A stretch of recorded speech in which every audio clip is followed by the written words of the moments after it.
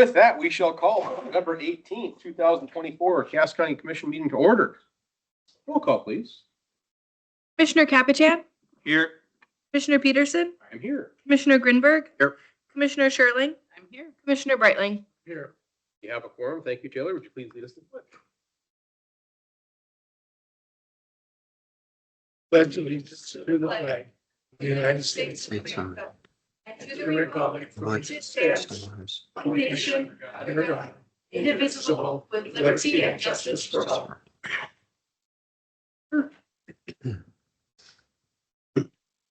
Commissioners, we made a chance to review the prior meeting minutes. If so, I'd look for a motion to approve or amend. Second. Motion second to approve the meeting minutes as presented. Any discussion on the motion? Any discussion on the motion? If not, all those in favor, please signify by saying aye. Aye. Those opposed, same sign. Motion passes. Order of the agenda. We do have one small amendment, which you have in front of you. It's an amendment to consent agenda, item D, for the Human Services Zone furniture. About that, I don't think we have any other amendments. Move for approval. For a second, please. Second. Motion and second, the agenda be approved as amended. Any discussion on the motion? Any discussion? If not, all those in favor of the motion, please signify by saying aye. Aye. Those opposed, same sign. Motion passes. Consent agenda. Presume commissioners, you had a chance to review the consent agenda as amended as well. Looking for a motion to approve, amend. Questions, discussion? Party favors? Motion approved. Is there a second, please? Again, motion and second, the consent agenda be approved as presented. Any discussion on the motion? Any discussion on the motion? Any discussion on the motion? If not, roll call, please. Commissioner Breitling, Yes. Commissioner Peterson, Yes. Commissioner Grinberg. Aye. Commissioner Capitan, Aye. Commissioner Sherling. Yes. Passes. Thank you. Now is the time for public comment. If you are not on the agenda, now is the time to approach the commission's front dais virtually or literally to address the commission. I don't see anybody charging towards the podium. Wait one more second, just in case. No? Okay. What, when more? Okay. All right, we'll stop. Up our regular agenda, presentation of retirement plaques. Quitters. For Kazi, no one likes a quitter. Mr. Chair, request your permission to Mr. Wilson, I'm done, man. You don't need permission from me to do anything. to move to the well for a couple of comments and presentations. Yeah.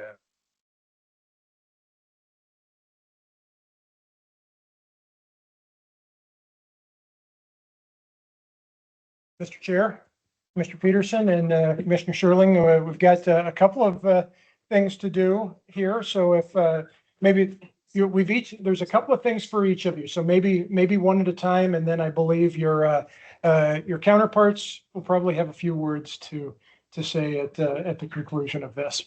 No swearing.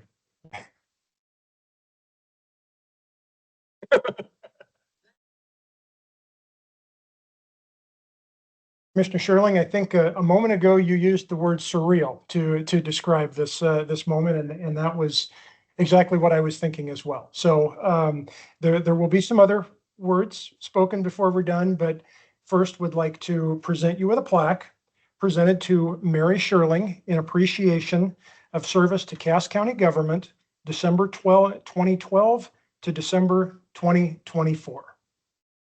Congratulations. Thank you. Again, there will be a few others. There will be a few other comments, but I know I'm not the only one that wants to present you with some hardware at the moment. So I'm going to step aside for just a moment, and you probably need to stay right here. Okay. Hardware? Just gonna address both of them at the same time. Should I do that now? Or that work? Sure. You have the gun. You can do whatever you want, bro. Mary, I don't know if you could probably go back up there for a few minutes if you don't mind, because mine's kind of long. So, all right. Mr. Chair and members of the commission, thanks for giving me a few minutes of time here. So I first off just wanted to say that as the sheriff and representing the sheriff's office, I want to thank both of you for your partnership and collaboration, dedication to our office and public safety. I feel extremely confident that over your time as commissioners, my time as the sheriff, that we have worked closely to be progressive and fiscally responsible. I have appreciated everything that you have done for our office. I appreciate the open conversations when I've had new ideas. Our office has had new ideas. And I knew that at any point I could call you guys on the phone and we could have those conversations. And that's an important thing, I think, for an agency head. So I appreciate that. One thing that I wanted to mention, I think the number of people in here would want to know, is me taking over as sheriff in 2019. Our budget at that time was 18 million. And we kind of balanced that over the first 3 years. And that was with your help, obviously, meeting with you. And both of you guys were portfolio members of the sheriff's office at one time. So we had an opportunity to visit about a lot of those budgets. And so for the first 3 years as my time as sheriff, it ranged from just 18 million, just under 20 million. So I think that's pretty good. And I'll talk about in a minute here about all the things that we did over that time and keeping that budget balanced. We jumped up just a little bit in 21 to 2022, but that was because we added the booking expansion project and we added 9 new employees.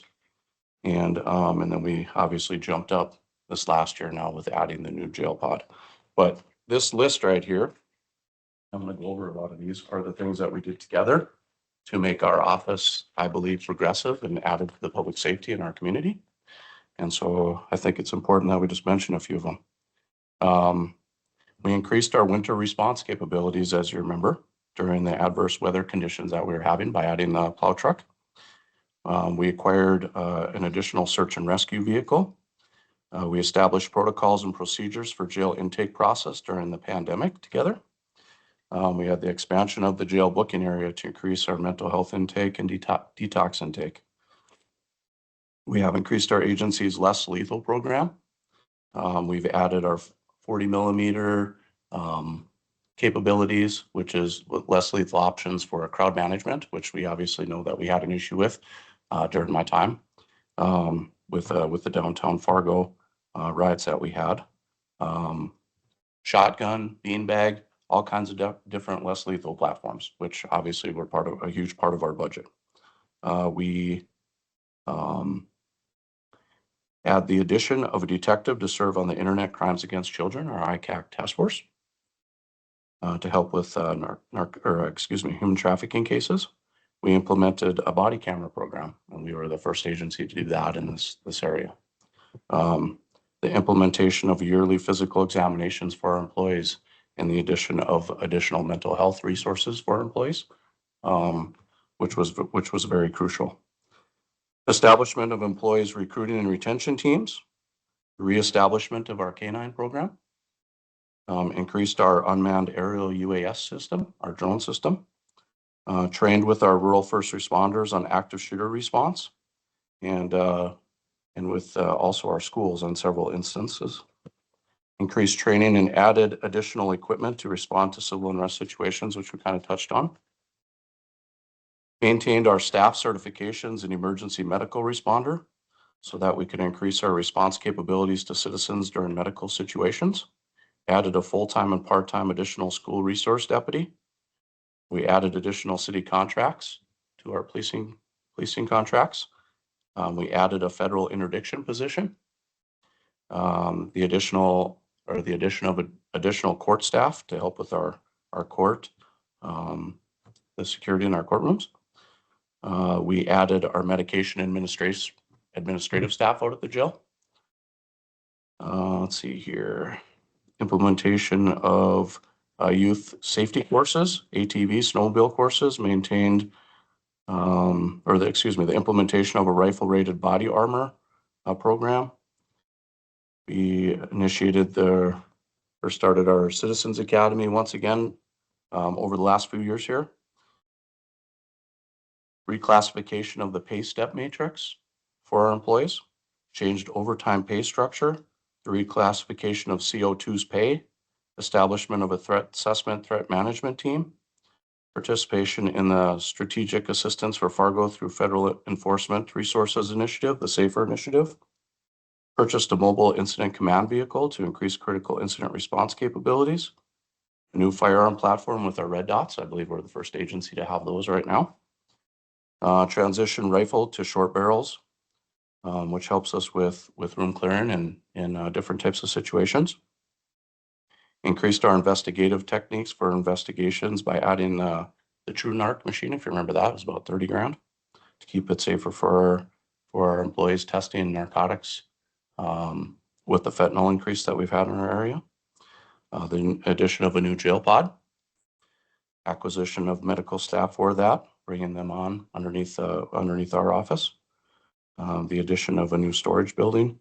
And over the last year and a half, we've started sending people to the National Forensic Academy. I think the agency to be doing that right now. So a number of accomplishments. And the budget that I read to you, we were able to do that with all staying close within our budget.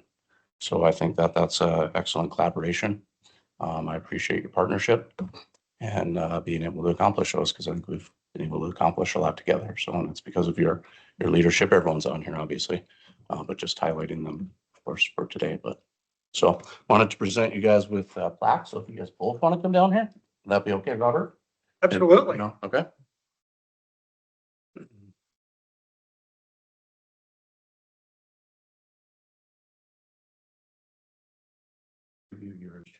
Just a second, and then I'll just read it. It says, our office has worked closely with you in your role as Cass County Commissioner to responsibly budget while protecting our communities. That process has always been met with openness and collaboration. Cass County Sheriff's Office would like to thank you for your partnership and dedication in providing public safety to the citizens of Cass County. So, thank you. Thank you. Yep. Couple more things for you guys. No taser, no handgun. So patch and. Oh, my the sheriff's phone. There you go. Nice. So again, we appreciate everything. So thank you. Yep. Yep. Thank you. Commissioner Peterson, don't go anywhere.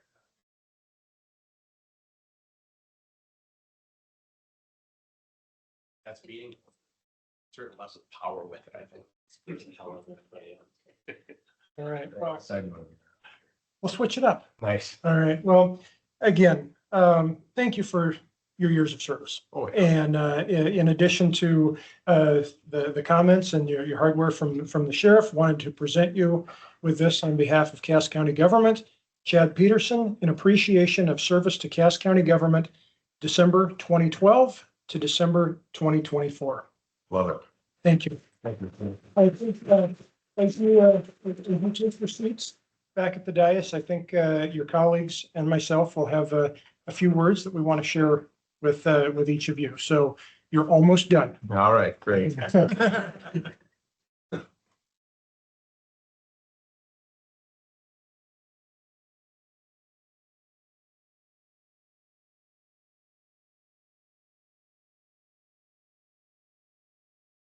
Well, as I indicated, having looking at 40% of the commission that hired me and responsible for me being in this chair and my family being in this community, I've certainly got a few comments for each of you, but I would first open it up to your colleagues who might have a few words to say to each of you, if anybody wanted to share anything. Thank you. My service as a Cass County Commissioner was made much easier when I was able to rely on our chair and the commissioner to my immediate right. We are often faced with difficult and tough decisions to make. It was very helpful to lean on their advice and counsel. My continued service is going to be made much more difficult with their absence. I'm going to miss both of you, and I'm going to miss your counsel and guidance. I wish you all a wonderful retirement from this position, but I'm also asking you to make certain that you stop by on vacation. Thank you again.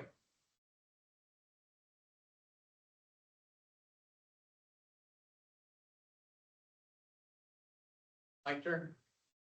Well, I guess past 4 years, I've learned an awful lot from all of the commissioners, but especially Mary and Chad. And I've known Chad since before he was in Pampers. And that is no lie. That's the truth, actually. So, but I've appreciated your guidance and your leadership. And I've learned a lot from both of you, especially from Chad on the state level and NACO. We're going to miss you. That's about the best I can say is we're going to miss you both. So thank you very much for everything you've done and for all the leadership you've given us. And let me just say as well, I echo comments from my two colleagues. It's going to be different than having you two here. I've learned a lot from both of you. Commissioner Peterson, your openness, transparency, letting the commissioners make their own calls and decisions, presenting information, and I guess wonderful job as chair. I really appreciate your leadership. Commissioner Sherling, learned a lot from you and our time on the Diversion Authority and your steady voice. What's the right thing to do?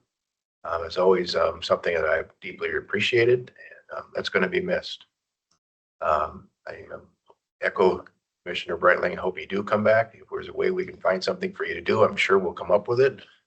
But I sincerely appreciate your dedication to the citizens of Cass County and your statewide impact on the various boards and the efforts that you've made.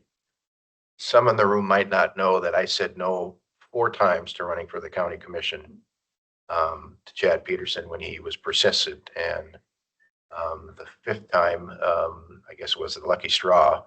And I'm so glad that I had the approval from my employer to run, and glad I said yes, because I have really enjoyed this 2 years, and I wish we had 2 more years with you here.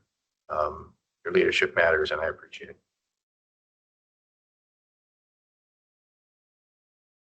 Mr. Peterson, it's no secret to say that your energy and your enthusiasm are like no other. That's pretty obvious to anybody in community that speaks to you and has been around you. Obviously, the Cass County, the State Association, NACO, the Diversion Authority, NDERF have all benefited from your leadership, and very much appreciate that. I've personally, what I've very much appreciated is that you always trusted me to speak my mind, even if we didn't always agree on maybe a particular topic. You were open to input and advice and suggestions, even if it wasn't where you were at, and I always very much appreciated that, and I thought we always made each other better through that process. And again, people always knew where you stood, and very much enjoyed this process and working with you. Thank you. Mr. Sherling, thank you.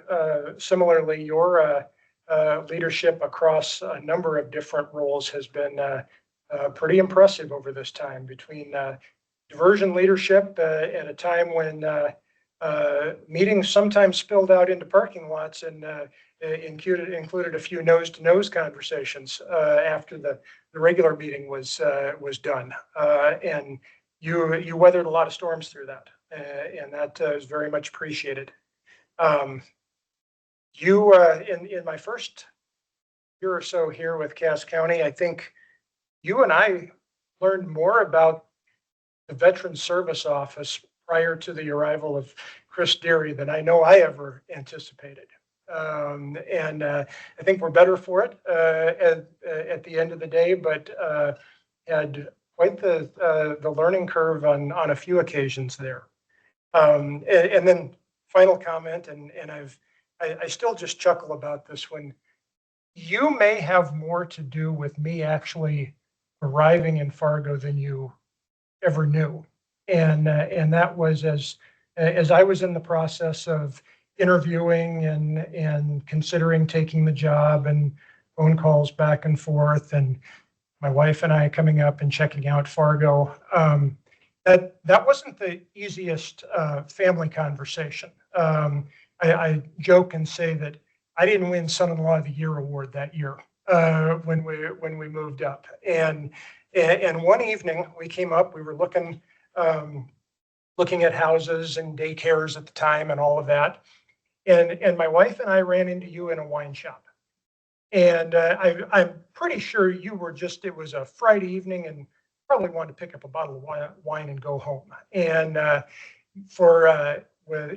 know that it gave myself and my wife an opportunity to have that little less formal conversation, see that these were really good people in Fargo and Cass County that were trying to convince us to move up north. And I truly believe that made a difference in us accepting the job. So thank you. Thank you to both of you. It's been a pleasure. Oh, my goodness, this meeting could go on and on here if we don't get rolling, but thank you guys so much. I really appreciate the comments, and I'm gonna miss all of you here and of course the staff as well. The one thing that's always struck me on this board, and Chad and I have seen many commissioners come and go on this board, and God bless Vern Bennett died in office. So I mean, it's been quite an experience of different people sitting here next to us, different department heads, different state's attorney and auditor, and our assistant here. You've all been wonderful, and the previous ones were as well. But the commissioners always brought something different to the table. Whether they're an attorney or a CPA or business owner, whatever it might be. And I always thought that was our strength, was our diversity.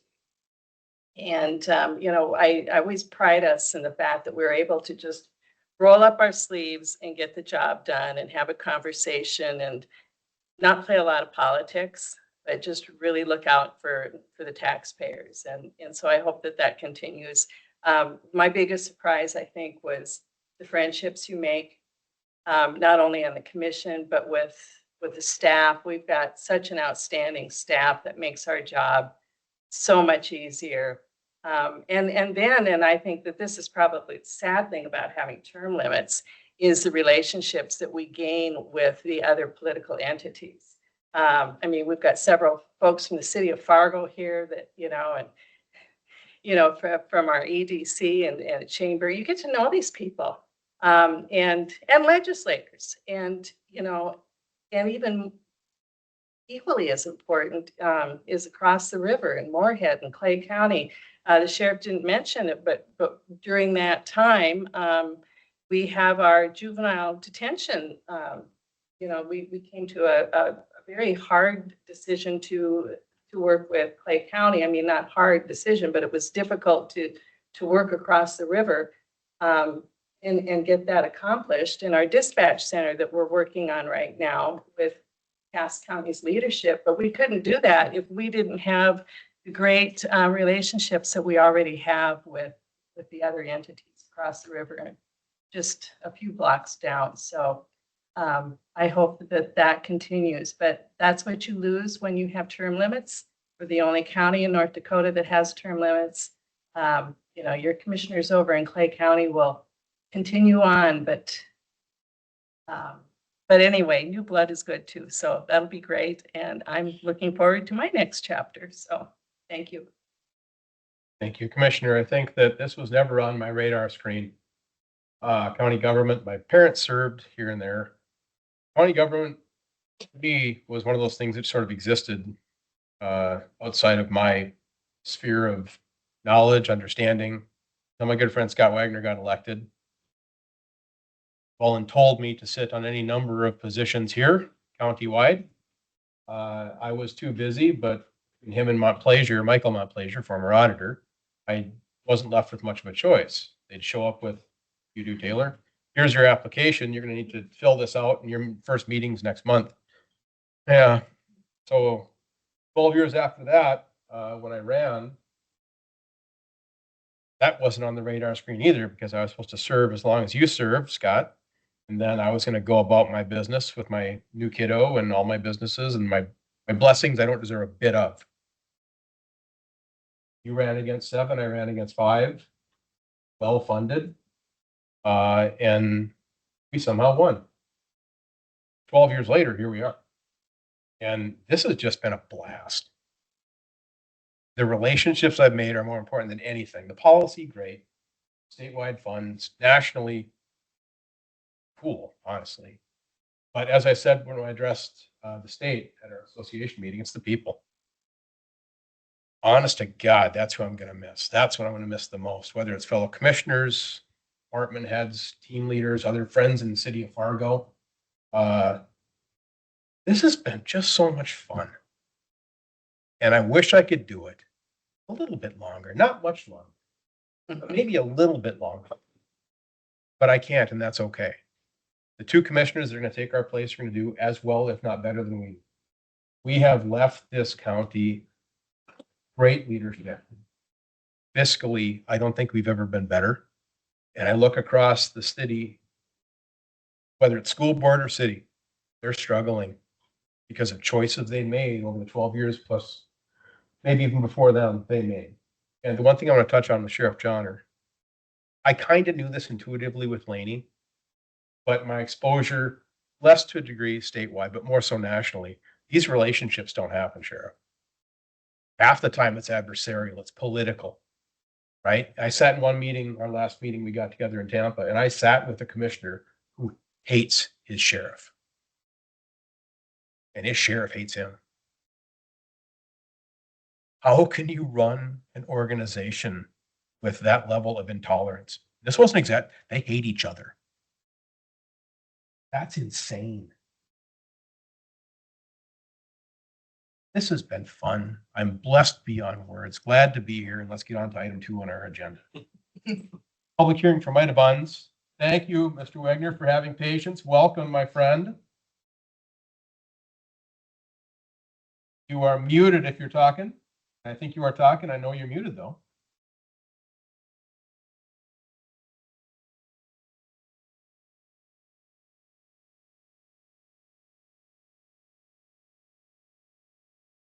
I could probably give your speech for you if you want me to. There you go. Rock and roll. Sorry, Mr. Chairman, Commissioners, my name is Scott Wagner. I'm with Ernst & Stewart Wagner Law Firm in Bismarck, here on behalf of Metro Sports Foundation. Metro Sports Foundation has requested that the City of Frontier issue MIDA bonds to refinance existing bonds. And actually, the bonds go all the way back to 2008. They were issued to finance Shields Arena, and they've been refinanced a few times in the intervening years. And assuming the City of Frontier agrees to issue bonds to refinance, approval is also required from a government having jurisdiction over the location of the project. And so that's called host approval. And a public hearing is required by both state and federal law. And so we're asking that Cass County consider giving the host approval. And if you're willing to do that, we'd need a public hearing. And so we're asking for a public hearing on your December 16th meeting. I'd be happy to go into more details, but I think you're maybe familiar with MIDA bonds, but I'd be happy to answer any questions. Commissioners, questions? Discussion or a motion? Motion to approve. Second. Motion second. Any discussion on the motion? Any discussion on the motion? Any discussion? If not, roll call, please. Commissioner Sherling? Yes. Commissioner Brightling? Yes. Commissioner Peterson? Yes. Commissioner Grinberg? Aye. Commissioner Capitan? Aye. Motion passes. The meeting is set for December 16th, sir. Thank you. Anything further to add? No, thank you, Mr. Chairman.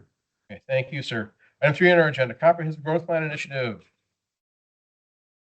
EDC Chamber and team, welcome to your courthouse.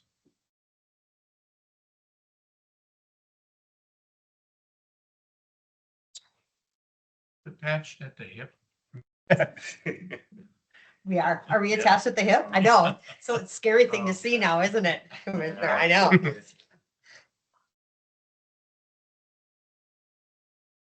We're doing this too, aren't we? Yeah, we are. I didn't realize that. So, yeah. You're not dressed the same though, but No, no. we Next didn't time, get- maybe? We didn't get that memo. I Next- twinsies. I left my earrings in the car. Okay, I think you have to like use the down arrow. All right, Okay. thank you. I get this.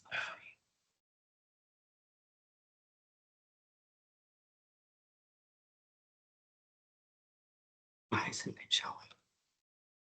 Oh, there it is. We had this problem up It's showing up here. It's up on the other. Yeah, well, there you go. Well, it's moving on ours, but no. It's still moving. Oh. Why does it do this? It's okay. We got handouts. Would that help? We'll move it forward. I've got it on my I need that. computer. You Yeah, got we it? have your PDFs.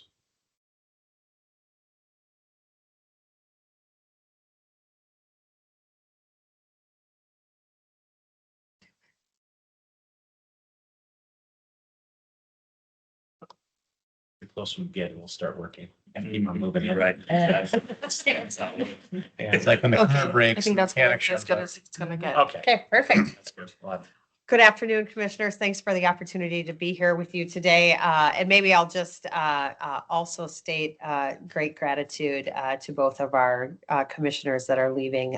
Thank you for your service to this community. As you know, in Innovate 28, one of the pieces is standing up a Center for Civic Engagement. We are actively looking for current or former elected officials to help mentor others that are looking at coming in. So I have an opportunity for you.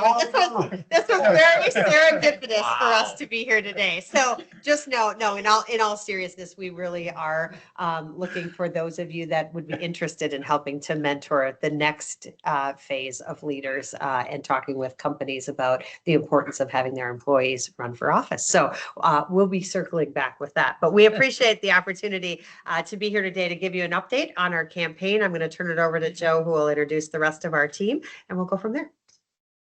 Matt's our team. The rest of the team. But before I want to introduce Matt Chambers, my very first public meeting over 6 years ago was standing in front of you. And I think Commissioner Breitling, Sherling, and Peterson were here. And I remember it so fondly because it was the meeting where the new guy had to ask you to continue to be the largest funder of the EDC. And you were both very gracious, you two, Commissioner Breitling. But for those commissioners leaving us, you were both very gracious, very direct, and took time to meet with me one-on-one a few days into my job to kind of help me in the conversation with you and the citizens. And so I know in the time that we've had together, Chairman Peterson on the executive committee and on the board of the EDC and your leadership in working with the other commissioners, I can't thank you enough. It's meant a lot to me personally as the CEO of the EDC. And I know it means a lot to us as we've continued to transition and with the leadership of Commissioner Grinberg and all of you. Just want to thank you for the years of service you've given and the relationship you've had with our organizations. So I wanted to make sure I shared that with you. And so we're not the only ones sharing where we're at with this campaign. We wanted to bring a professional up here. Matt Chambers is with an organization called Resource Development Group out of Atlanta. Matt and another firm we hired to help us with this campaign, which we are continuing to progress through. We wanted to give you an update today because we had this on our calendar for November 18th. So I'm going to turn it over to Matt, and then Shannon and I will be here to answer any questions as well. Perfect. Thank you for the time. As Joe and Shannon said, I'm Matt Chambers, Chief Operating Officer of an organization called Resource Development Group. We work with chambers of commerce, economic development corporations all over the country to assist in the establishment of economic development initiatives just like Innovate 28. I'm going to provide you with a quick update, kind of let you know where we're at thus far. So it's perfect. It's changing. Wonderful. I'm going to minimize this here though. So today we've got 42 commitments totaling $1.2 million annually. That's all from the private sector. That's representative of about a 200% increase from past investments just from that investor pool of 42 investors, which is fantastic and not something that I see all across the country by any means. The receptivity of this strategy has been very well received, and we've been pleased to at each and every single meeting how well this initiative is tracking with prospective investors. We've also had 8 commitments in the last 5 days. Tony, we had a conversation, just talking about, what's, how quickly can these commitments come in? Well, over the course of the last 5 days, we've had 8 commitments, certainly leveraging, this conversation for sure. But we've also got 49 formal requests totaling $1.372 million in that. So those are formal requests that are in the queue. We've got another 278 additional prospects evaluated at just over $2.3 million. So continue to make great progress. Our investor honor roll.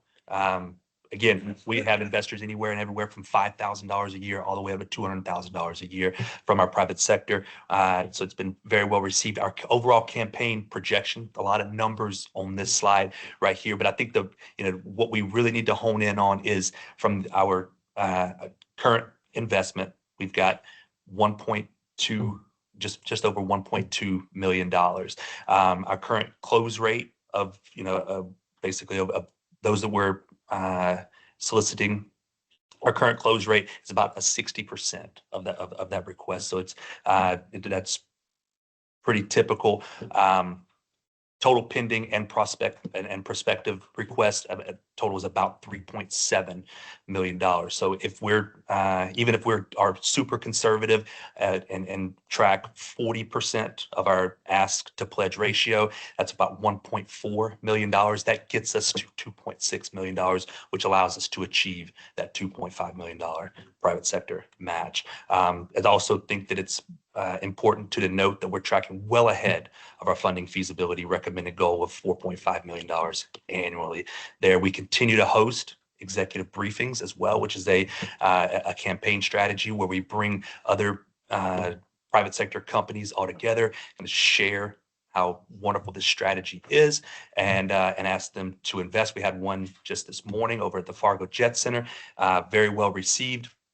We've got 2 others throughout this week. We've got another one on December 3rd. Kevin Christensen is going to be hosting one at his office, as well as President Cook will be hosting one on December 12th. Over the course of the next 45 to 60 days, this is our roadmap. This is these are our top priorities. Wanted to list these out for you to continue to close the gap between where we're at now and leveraging the full $2.5 million public sector match. We got to continue to close our top priority pending prospects. We've got 20 prospects right now that their total ask out right now is $1.175 million annually in formal requests. Even if we track at that 60% close rate right now, that equates to $705,000 annually. $534,000 in brand new money. We need to continue to schedule one-on-ones and host our remaining EDC and top chamber members yet to engage. But then we also need to look at our total master prospect list. Who are our top 25 that we've yet to be able to engage, ones that have never engaged within either organization yet before, and either bring them to an executive briefing and or schedule one-on-ones. We continue to do that every single day. But I think it's important to note fundraising certainly will never stop.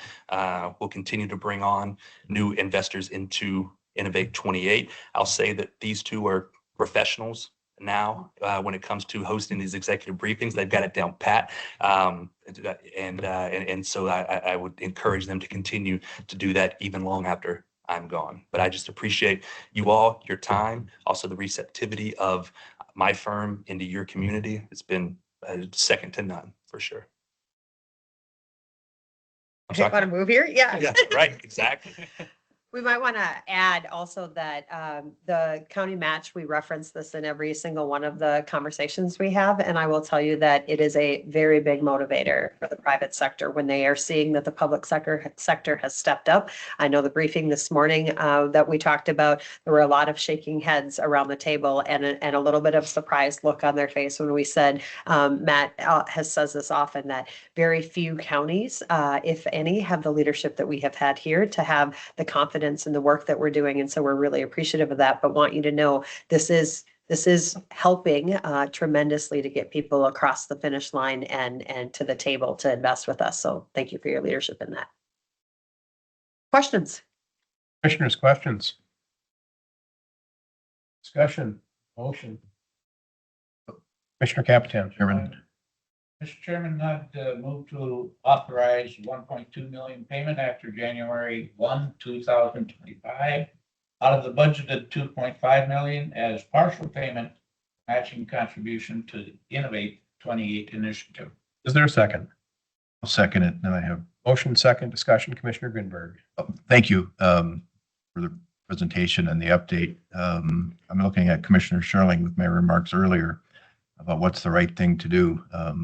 You set out a challenge, I think the 2023 budget session, that encouraged more of a granular, measurable workforce plan. Commissioner Peterson, you've been on the EDC board for a long time, and we've been involved in economic development. Mr. Raso and Mrs. Full have done a wonderful job coming together with a comprehensive plan, working together between two different organizations in some fronts.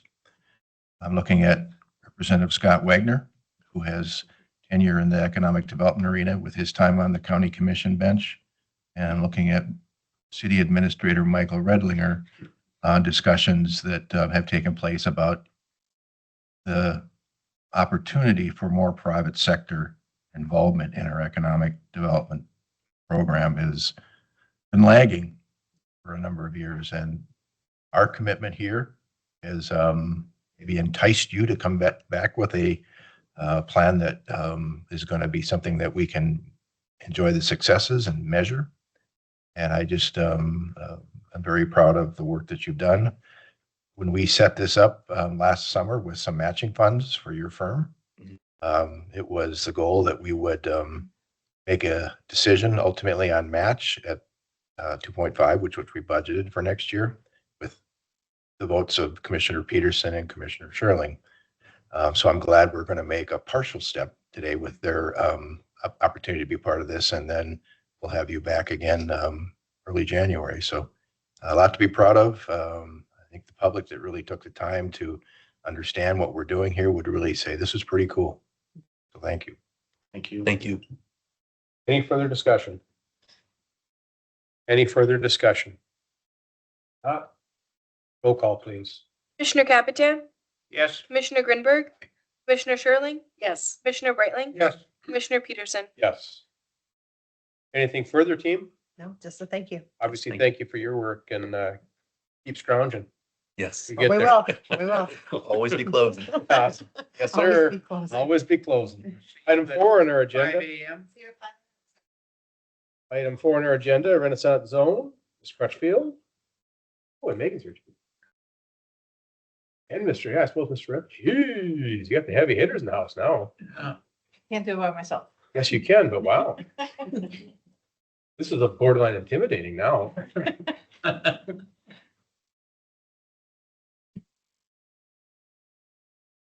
you just use the arrows, it should go down.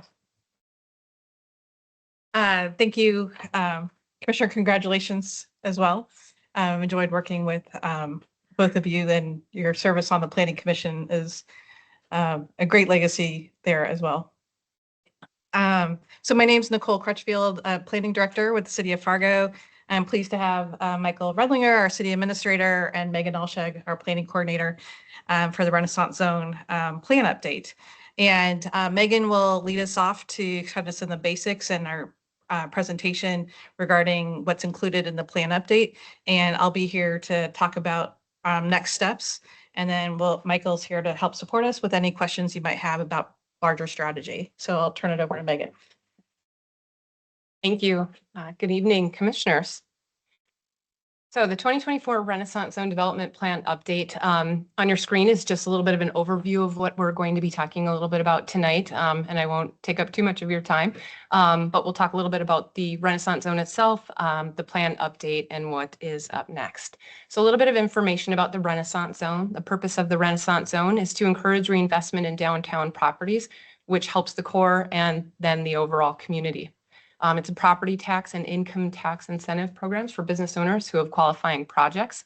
And the Renaissance Zone is based on the population. And so here at Fargo, the maximum amount of blocks is 49. We'll talk a little bit more about that shortly. The initial zone was approved in 1999 through state legislature with a 15-year approval. There's been subsequent 5-year approvals in 2014 and 2019.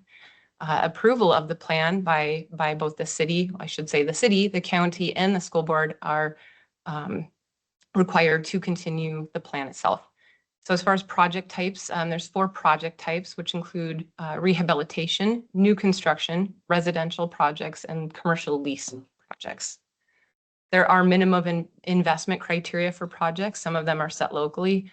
Some of them are set by the state. But for commercial rehab projects, there's a $40 investment, for new construction, $100 investment, and for residential rehab, $25, and that is per square foot. And then there's investments per the value of the building as well.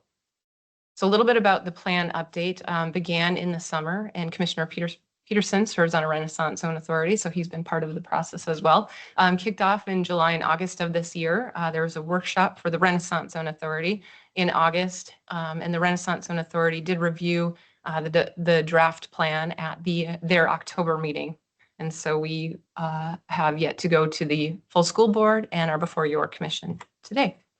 So as far as community outreach, which is something that we are very interested in, want to learn more from the community and from property owners, their interests.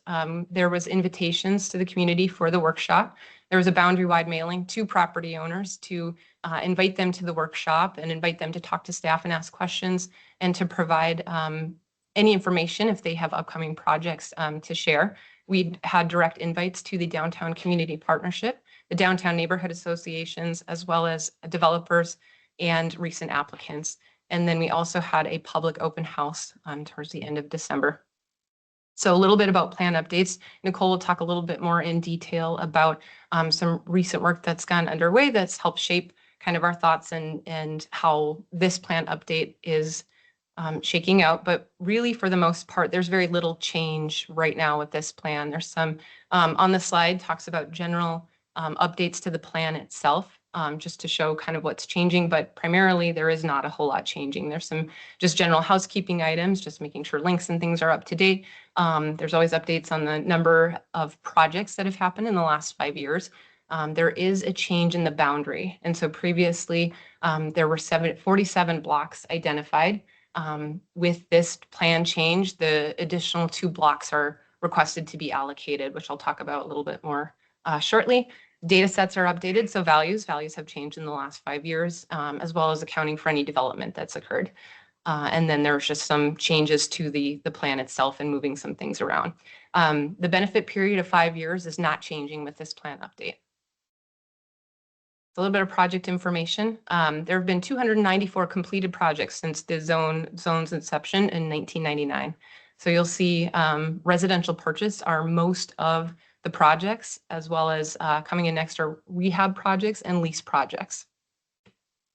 So the value in 1999 is just shy of 200 million, and today the value is 970 million in 2024 dollars. The boundary up on your screen, the addition of 2 blocks, as I was mentioning. So where the Renaissance Zone Authority and staff see kind of a lot of change or potential change happening is in the northeast part of downtown, as well as the west part of downtown along First Avenue North. So you'll see the additions of block 58 and 59. Blue hatch on your screen, those are counted as half blocks. Those aren't changing, but that's an allocation that's allowed by the state to count half blocks when there's publicly owned buildings. So to finish out the year, we're before you today. We'll go before the school board and the city commission, and then in December, we hope to have a finalized agreement with the state. With this request, we're just asking for a 5-year update. So with that, I'm going to hand it over to Nicole. Thank you. So one of our strategies for not doing a holistic big change to the Renaissance Zone plan, basically keeping status quo with the addition of those 2 blocks, was primarily based on our growth plan that was just adopted by the city of Fargo. So back about a year and a half ago, we started our first ever future land use planning process, which also analyzed land economics and other all various parts of land development activities in the city of Fargo. And with that, they had 2 recommendations. One was to rewrite the land development code in its entirety, which we're just beginning, and look at our economic development incentive work that we use. And looking at those holistically as they work and evaluating with the community engagement strategy and its application of those entitlements and incentives as are we getting the highest and best use, and how does that work for quality of life and all the other elements related to what we know is our comprehensive plan Go 2030. And so we didn't want to do a holistic change with the Renaissance Zone elements without looking at other incentive policies and processes in its place. And related to incentives can be everything from speed of application process and processing through a building permit to special assessment assistance to what you're used to seeing in terms of tax increment financing or pilots. And so looking at incentives as a holistic tool, and Renaissance Zone being one of those key things. So we just want to hit pause in terms of status quo for the Renaissance Zone plan for the next 5 years as we kick off our land development code rewrite. And at the same time of doing that rewriting, we will be looking at the incentive policies as a whole. Commissioner Grimberg, you might remember way back when we were looking at incentive policies and those continue to evaluate and be adapted over time. Now is looking at those holistically with the help of the EDIC committee, you all as commissioners, the public, and the city of Fargo commissioners as a whole. So it's not just the planning department doing this work, it's the city as a citywide strategy. That work will be beginning. We'll just be having some first introductory kickoff meetings as we get our scope finalized in December, but looking at that work starting in earnest in January with a 15-month process. So I just kind of talked through some of these, but basically we want to look at what the future growth plan talks about is what is optimal development. There's like status quo or entitlements that you can get through building permitting processes that are just expected. You can think of a single family house being that, right? You pull those permits over the counter, generally speaking. But then what is that optimal development? That might be that block 9 type of development or that unique development that might be in a part of town that's unique. Looking at that optimal development definition further and the tools that are required to get that optimal development will be a further discussion as part of the LDC rewrite process, the Land Development Code rewrite process, and the Renaissance Zone work as a whole in downtown. Part of that is a lot of more intensive Renaissance Zone authority. Commissioner Peterson, you've been part of those conversations, but looking at the really robust data, what does those construction dollars mean? What does that threshold mean? We've heard both ends of the spectrum related to that. Some of the, for instance, Renaissance Zone plan applications we're getting as of late are not the big, what I would call the big massive projects like the Block 9. I'll just keep pointing to that because it's the largest, but more interior rehabs or how to keep historic buildings viable and, smaller in nature. And so looking at that range of types of Renaissance Zone programs that could be forthcoming. And then really looking at that streamlining of that application process as well. So we really want to do administrative and goal analysis of our Renaissance Zone. Since the Century Code requires this 5-year plan update, it's mandatory. We can't just opt out for 5 years. We want to keep going in status quo at least. And so, so that was our recommendation at this point in time. So with that, we're here to answer any questions. We are asking for your approval to bring forward to the state our Renaissance Zone plan update for the next 5 years.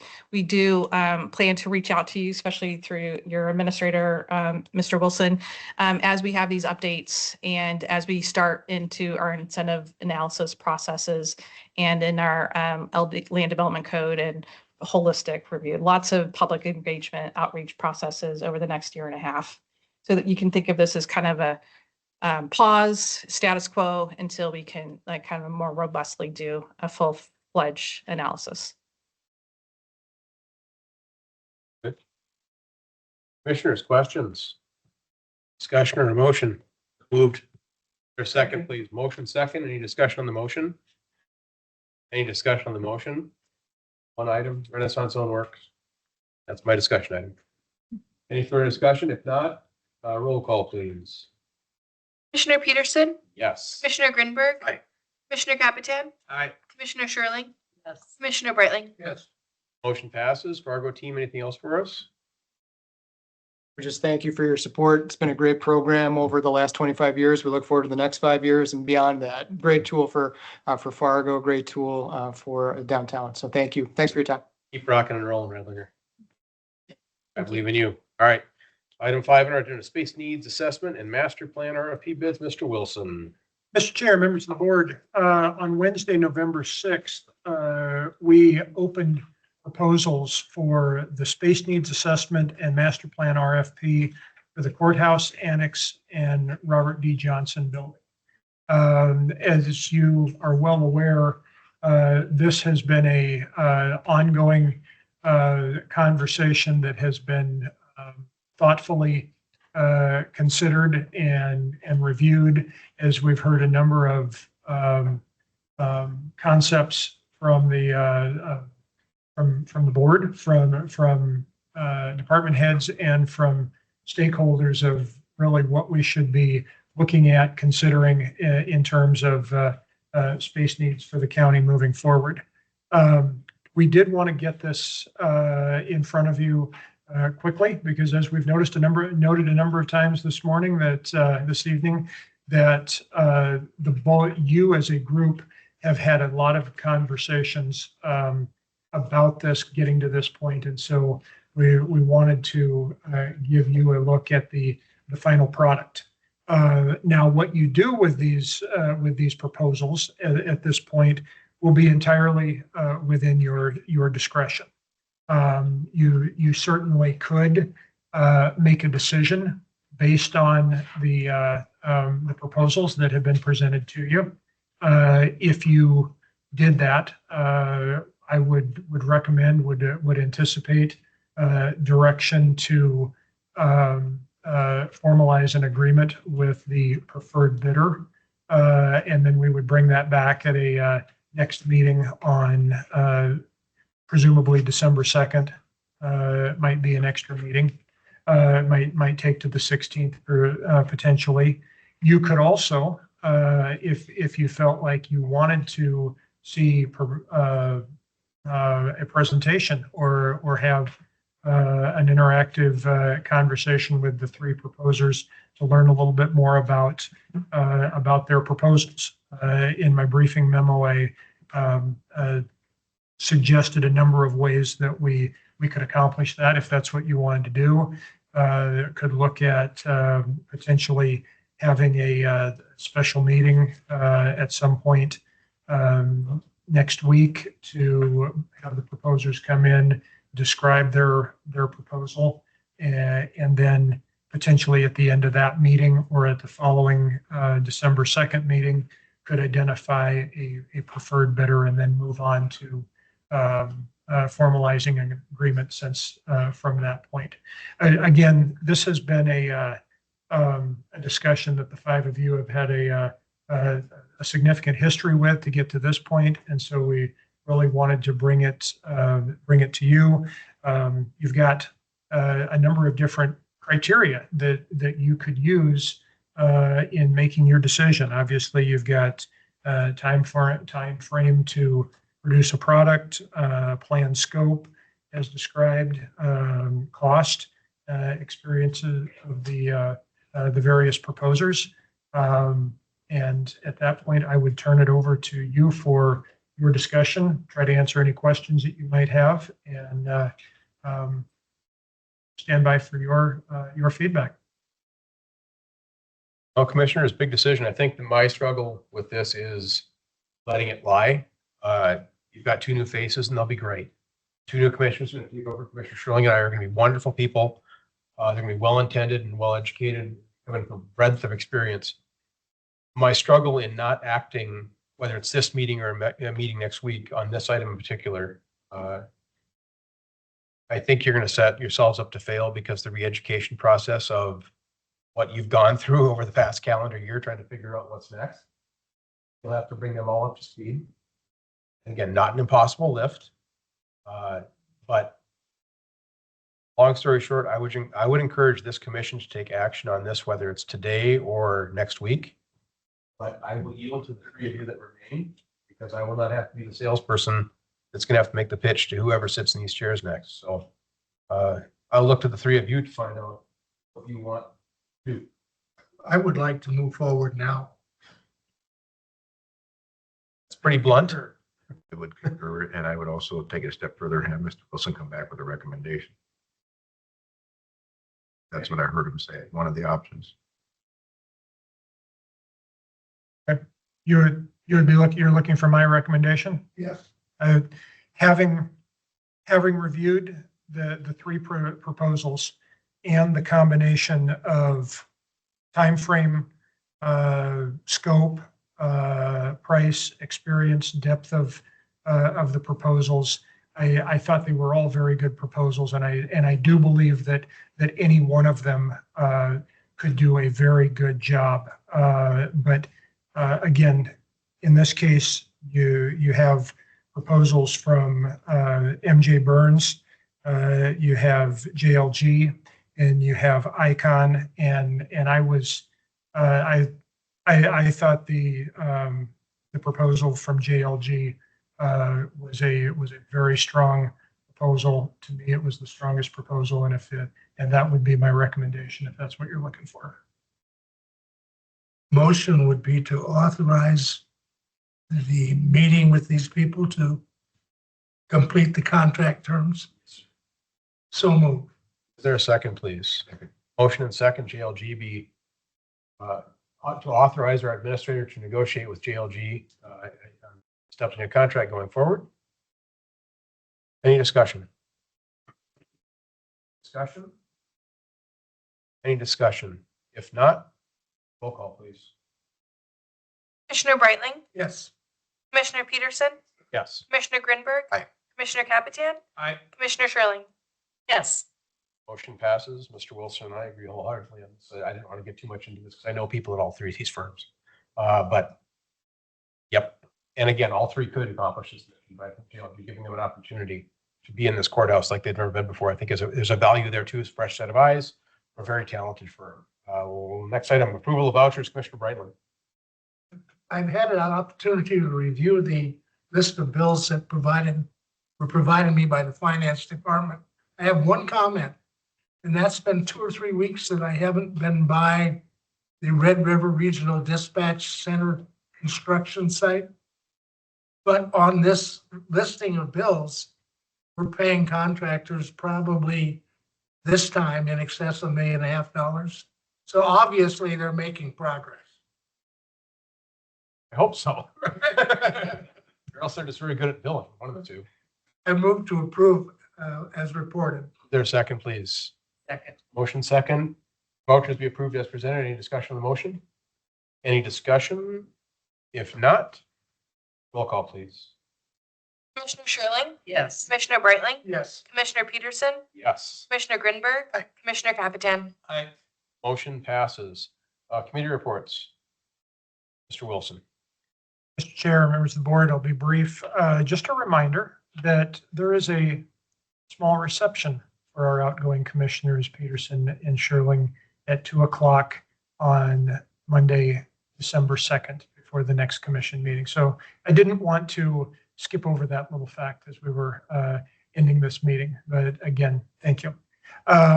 Also a reminder that tomorrow I plan to send out countywide a reminder of our winter weather policy. We are coming closer and closer to potentially having to deal with those situations. We do have a policy of how consideration of closures, late openings, early close, closures are made, and we're going to push that out just so it's top of mind for everybody. As I just myself noticed the forecast for later part of the week this morning as I was driving into work. And then my final update that I would provide is that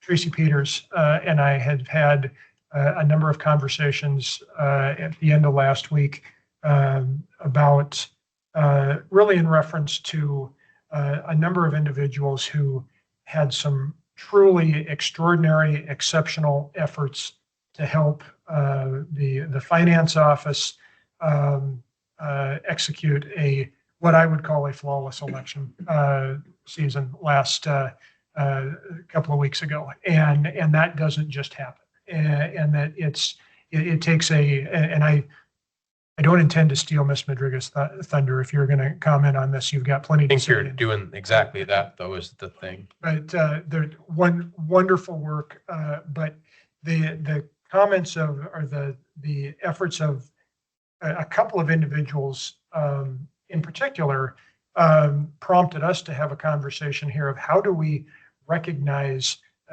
employee achievements, accomplishments that are truly above and beyond anything that is part of a normal course of business. And rather than just doing something right here in that case, as we talked about, said, we really should have a process for recognizing that on an ongoing basis. And so we've put some bullet points of some ideas together. I'm going to share that with a department head group at an upcoming meeting, and then we'll brief the commission on that, because I think as we started thinking about it, there's an opportunity there to highlight great work that I'll say it, we've neglected up to this point, and I think we need to correct that. That concludes my report. Mr. Brightland. But the only thing I would mention is that I believe Tracy has sent out an email about a meeting tomorrow afternoon here in the commission room at 3. A presentation by Blue Cross Blue Shield. That's correct. Blue Cross is coming and they're going to present on 3 different products that they have that are free to county employees and available. So everyone's welcome to come and learn about them. And there's been some changes generally with the insurance for next year that I intend to be there at that meeting as well, but others, particularly department heads, should be interested in attending that meeting as well. Thank you. That's it. Mr. Shirley. I have no report. State's Attorney. So on the topic of a flawless election, that means, so the good news is it was a great election, and the bittersweet news is that means Ryan Youngren is going to be leaving our office to take the bench when Judge Irby retires early 2025. So we're in the process of picking up applications, and we've got at least 4 to 5 so far. We're very excited about that. And I wanted to segue that into thanking Chad and Mary. Back in 2015, you guys were on the commission that said yes to adding an attorney to the 2016 roster. And, between that and a retirement, you guys helped me get my job. So thank you for that. But yeah, and I've been lucky enough to get to hang out with all of you on a regular basis for the last 2 years. So we really appreciate your support of our office. We do a tough job, and it's good to know that you all have been in our corner. So thank you.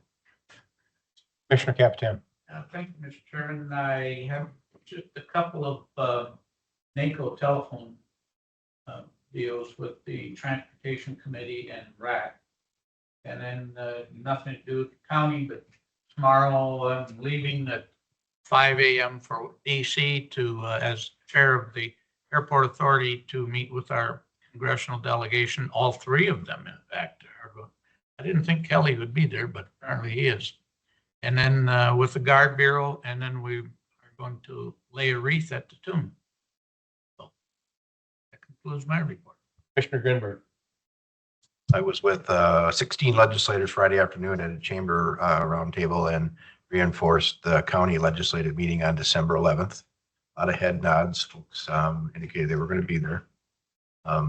Working on primarily with Mr. Wilson on a list of priorities by tier for presentation on December 11th.